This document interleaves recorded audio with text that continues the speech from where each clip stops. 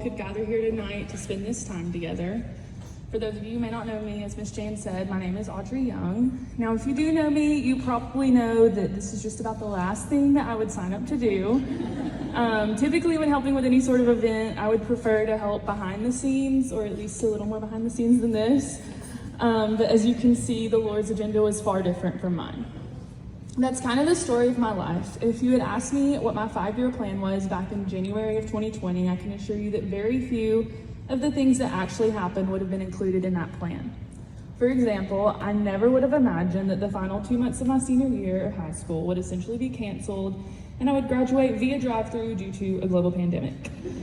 I'm sure that none of us were planning on the whole global pandemic thing happening at all. I also probably wouldn't have guessed that I would join a sorority when I got to college, or actually admit that I did somewhat enjoy college. There are several things that I never would have thought would happen between 2020 and now, but there's one that takes the cake, and it's really where the rubber met the road for me in my walk with the Lord.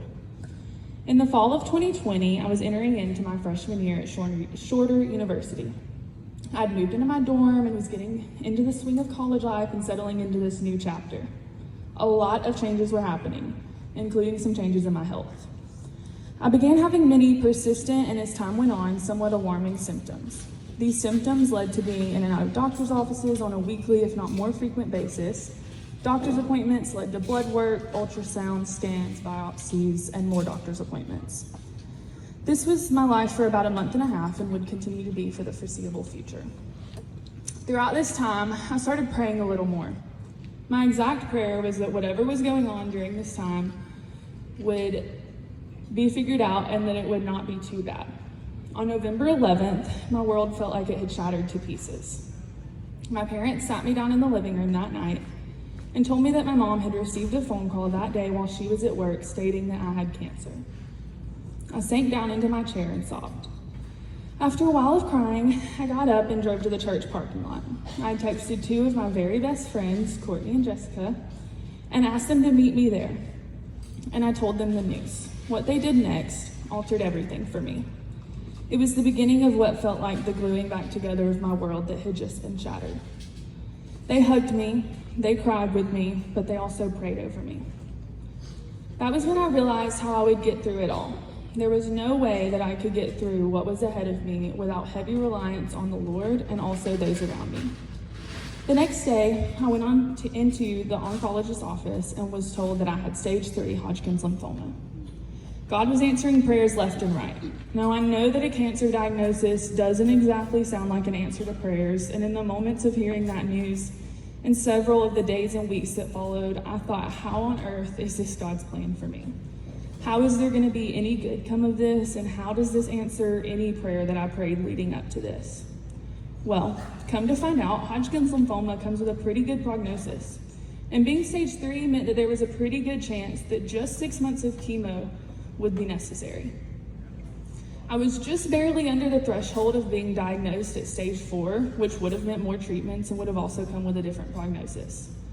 My oncologist also told me that in my initial appointment that we were heading towards a cure, which is obviously not something that they say lightly in that office. So my prayers were answered. It wasn't too bad. It was scary, and there's absolutely no doubt about that. But my God had and still has my situation under control, and it is working towards a beautiful plan far greater than I could ever dream. I would have never thought that I would be walking out of the cancer center on November 12th, 2020, having received a cancer diagnosis with chemo scheduled for the day after my 19th birthday. But that's exactly what happened. I remember waking up the morning of my first chemo, burying my head in the pillow, crying, and telling my mom and dad how badly I didn't want to do this. But I had to get up and get ready to start fighting this thing. Let me tell you though, I did not fight that cancer with my own strength. There is absolutely no way that I could have done that on my own. I undoubtedly had and still have the best community that rallied around me throughout my diagnosis and my treatments. More importantly, I serve a God who gave me every bit of strength it took to fight that fight. Throughout it all, I experienced so many God winks, which were usually seen in the people around me. I felt God's comfort through my mom and dad holding my hand as tight as possible each and every time the nurses accessed my chemo port. Laura Butler's daily texts to check in on me leading up to my diagnosis and throughout my treatments and her visits to almost all of my chemo appointments felt like God letting me know that I was deeply loved and cared for, even in the moments that felt so isolating. I undoubtedly felt God's presence in the church parking lot that night when Courtney and Jessica dropped everything to pray over me after I got that life-altering news.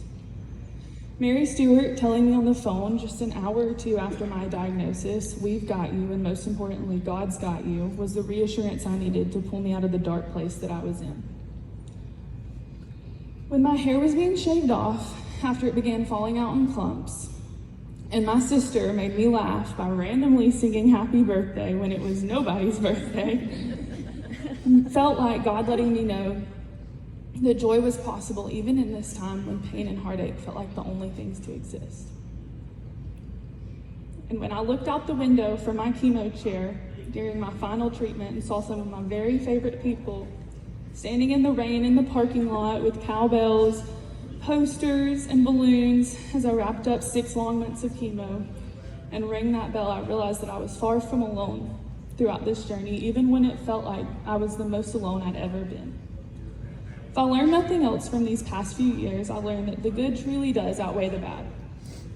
When I think back on my cancer journey, my mind doesn't go straight to the days I couldn't get out of bed post-chemo, or to the days of not eating because I was scared I would get sick, or to sitting in the chemo chair trying to figure out how to make time pass quicker. When I think back on my cancer journey, I think of all those God winks. I learned that the people you surround yourself with most definitely matter. If it hadn't been for the people in my life during this time, I would have been so lost, because they all loved and supported me so well by being the hands and feet of Jesus, embodied in a way that I had never seen or experienced.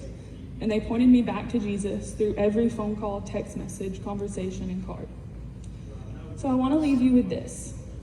Surround yourself with people who will weather the storms with you and who will hold the umbrella for you through those storms. It's not the grand gestures, it's the being there that counts. Be there for your people. Pray without ceasing, but remember that our prayers won't always be answered in the ways that we may see fit.